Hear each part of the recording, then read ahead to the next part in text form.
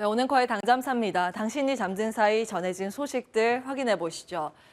자, 우리나라는 아무리 겨울이라고 하더라도 삼한사온이라는 게 존재하는데 미국은 계속 춥기만 하네요. 연속해서 하락세를 거듭하는 모습이었습니다.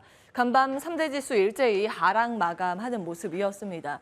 사실 프리마켓, 장 전의 분위기는 괜찮았습니다. 우리 시장 어제 상승세를 시현한 것과 그 궤를 같이 했었는데요. 시장의 분위기가 급격히 얼어붙으면서 주르륵 흘러내리면서 3대 지수 일제히 1% 안팎의 약세를 기록했습니다. 뚜렷한 이유는 한 두 가지 정도로 압축되고 있습니다. 시장에서 거론되고 있는 이유인데요. 연준 위원들의 매파 발언이 추가되고 있습니다. 사실 이 점은 지난주부터 매파로 연준 위원들이 대동단결하고 있다는 점 말씀을 드렸고요. 그 수준에서 발언이 계속 나오고 있습니다. 그래서 추가적으로 정리는 하진 않겠고요. 경제 지표가 좀 추가됐는데 여기에 대한 좀 우려감이 나오고 있습니다. 경제 지표가 좀 잘 나왔거든요. 호조의 역설입니다. 연준의 금리 인상의 근거가 됐다고 지금 해석이 되고 있거든요. 총 중요한 지표 두 가지가 발표됐습니다. 고용 지표와 함께 소비자의 심리를 알 수 있는 컨퍼런스 보드의 소비자 신뢰 지수입니다. 하나하나 보시면요. 이 졸지에서 발표하는 이 고용 보고서 노동 시장에 대한 발표는 사실은 다른 노동 지표보다 조금 더 늦게 발표를 합니다. 7월 데이터가 이번에 나왔으니까요. 다만 다른 데이터보다 조금 더 면밀히 노동 시장이 활황인가 침체인가를 가늠할 수 있는 정보가 구체적으로 담겨 있는데요. 구인 인원의 수가 예상보다 조금 더 웃돌았습니다. 이것은 기업이 비싼 임금을 주고서라도 계속해서 구인을 하려고 사람을 찾으려고 하는 것들이 늘어나고 있다고 보시면 되겠습니다. 기업 노동력 확보가 어렵기 때문에 임금이 더욱더 올라갈 가능성이 있겠죠. 이것은 또다시 인플레이션 압박 요인으로 해석을 해볼 수 있습니다. 그리고 컨퍼런스 보드의 소비자 신뢰지수 8월 수치가 나왔는데요. 3월 이후에 처음으로 플러스 전환했습니다. 상승세를 시현했습니다. 예상보다 좀 잘 나온 데이터가 나오면서 결국 경기 침체에 대해서 소비자의 심리는 지금 개선되고 있다고 해석을 해볼 수 있습니다. 이것들은 연준이 조금 더 강하게 금리 인상할 수 있겠구나를 뒷받침하는 근거로 볼 수 있는데요. 국채금리에 잘 반영이 됐습니다. 정책금리가 가장 민감하게 반영이 되는 부분이 2년물이라고 말씀드렸는데 2년물이 가장 강하게 튀었죠. 지속해서 15년 내의 최고치 부근에서 노크를 하고 있는 그런 상황입니다. 기술주의 압박 요인, 위험 자산의 압박 요인으로 보시면 되겠습니다. 히트맵 보시면 전 섹터가 하락했다는 것을 확인해 보실 수 있습니다. 특히 기술주의 약세가 이어졌고요. 인텔은 신저가, 최저가로 좀 밀리는 모습입니다. 반도체 전반적으로 부진했습니다. 엔비디아가 9% 추가 급락을 면치 못하는 모습이었습니다. 인텔에 대해서 월가의 매도 의견이 나오는가 하면 시티그룹에서는 지금 10년 만에 최악의 반도체 침체에 접어들었다고 의견을 내기도 했습니다. 투자 심리에 악영향 주는 부분이었고요. 이와 함께 그동안 좀 잘 버텼었던 에너지 섹터마저 이날은 하락세를 시현했습니다. 국제유가의 급락 때문이었는데요.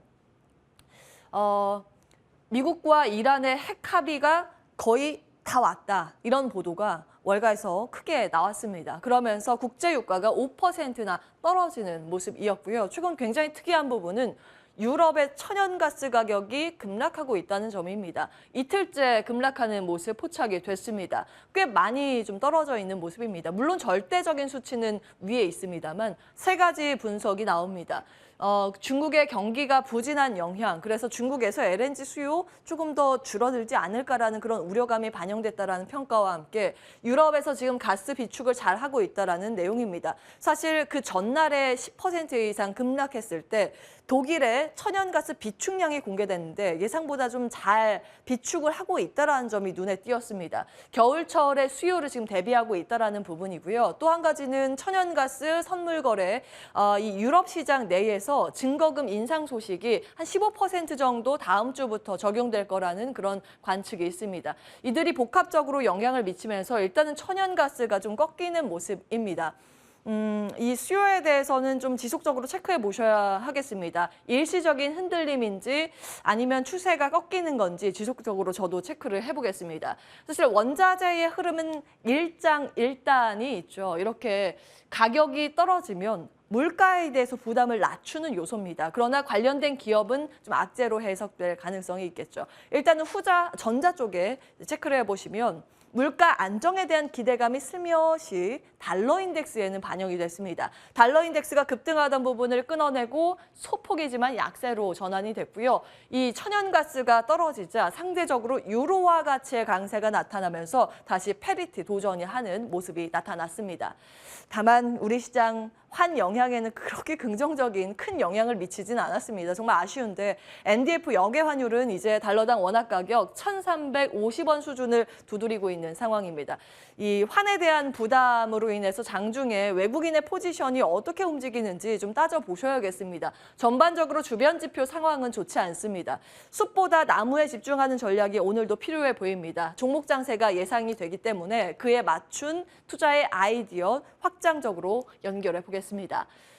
눈치 빠르신 분들은 아시겠지만 8월 중순부터 저는 계속해서 원자재 그 파트 중에서도 광물에 대한 의견을 전해드리고 있습니다. 다시 한번 정리해드리면요.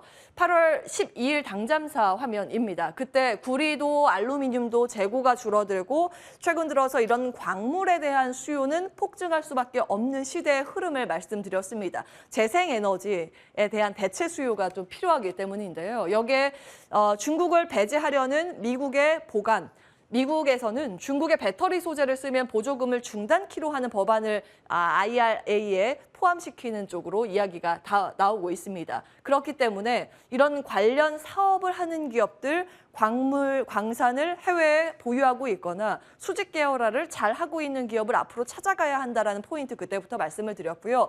구체적인 예시로는 포스코 그룹이 막대한 자금력이 있기 때문에 포스코 케미칼이 그런 준비를 잘하고 있다는 부분 고려하여 같이 말씀을 드렸고요. 어제 추가적으로 김종효 위원께서는 풍산에 대해서 아이디어 제공을 해주셨습니다. 여기에 8월 29일 당잠사 화면 내용 아래에다 추가를 했는데요.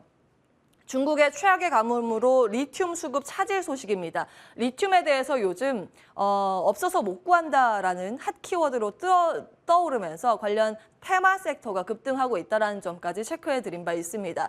리튬을 하는 관련 사업 기업도 중요하겠지만 리튬과 관련해서 투자의 아이디어로 폐배터리를 그 당시에 같이 제시해드렸습니다. 어제 세비캠도 말씀을 드렸습니다만 그 관련된 주식의 강세 흐름, 급등의 흐름 어제 연출이 됐었죠. 지속적으로 정리를 해보셔야겠습니다.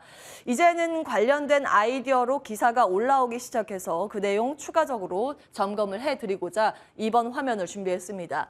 자, 왜 리튬이나 이런 원자재, 원재료가 부족할 때 폐배터리를 봐야 하는가? 이 내용을 다시 한번 정리해드리면요. 다 쓴 배터리에서 소재를 추출해서 쓸 수 있는 것, 일종의 법안의 구멍으로 볼 수 있겠는데요. 법안 자체가 중국산을 못 쓰게 돼 있습니다. 그런데 우리나라 지금 중국 의존도가 굉장히 높죠. 올 상반기 중국의 수입 비중을 적어봤는데요. 국회에서 제공한 내용입니다.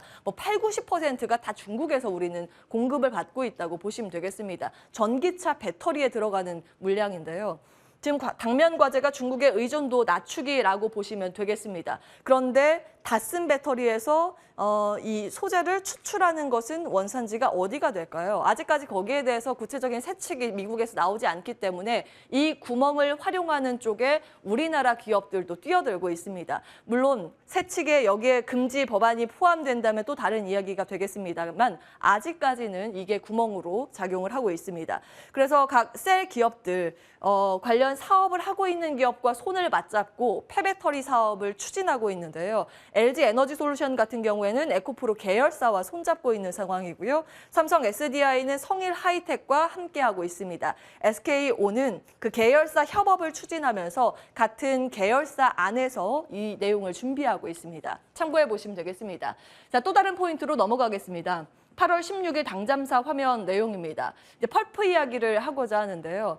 요즘 비가 내리면서 라인강 수위가 조금은 회복됐다고는 하는데 그 당시에 우리가 주목해야 할 포인트로 이 부분을 말씀드렸습니다. 과거에 라인강 수위가 줄어들었을 때 물류 마비의 위기가 있었다라는 점, 그 당시에는 화학 섹터가 우리나라 수혜를 받았었지만 그때와 지금은 화학의 분위기가 다르고 다른 쪽에 주목을 해야 한다는 부분 말씀을 드린 바 있습니다. 이 바지선을 통해서 이 물류를 왔다 갔다 하면서 물건을 주고받고 해야 되는데 그게 원활치 않다 보니 펄프나 곡물, 연료에 대해서 문제가 발생할 가능성에 대해서 말씀드렸습니다. 그리고 16일 당시에 같이 제시해드린 투자 포인트, 이제 태조 이방원이 아니라 종이를 추가해서 태종 이방원이 되는 것 아닌가라는 부분까지 말씀을 드렸는데요.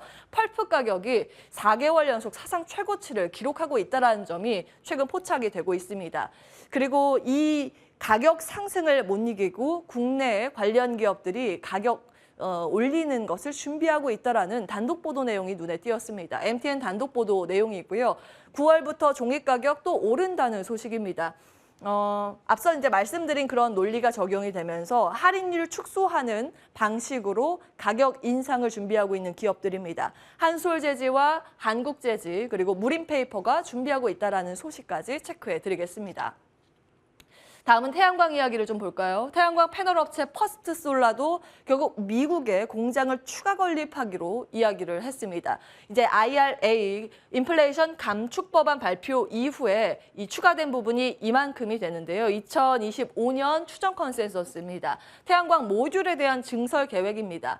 퍼스트솔라 마찬가지로 이제 미국의 인플레이션 감축 법안의 수혜를 받기 위해서 미국 내 공장을 온쇼어링을 하겠다라는 그런 계획을 추가적으로 간밤 발표했고요. 국내에서 또 미국 쪽에 노출도가 있는 태양광 모듈 업체 가운데 한화솔루션의 투자 모멘텀 유효하다라는 삼성증권의 평가까지 올라오고 있습니다. 참고해 보시기 바라겠고요. 자, 마지막으로 원전 소식 정리해드리겠습니다. 어제 발표된 소식인데 이번 정부의 첫 전력 수급 밑그림이 공개됐습니다. 제10차 전력 수급 기본계획 실무안 공개가 됐는데 이 내용입니다. 내용 보시면 원전과 신재생의 비중이 예상보다 줄어들었고 늘어났다라는 것을 확인하실 수 있는데요.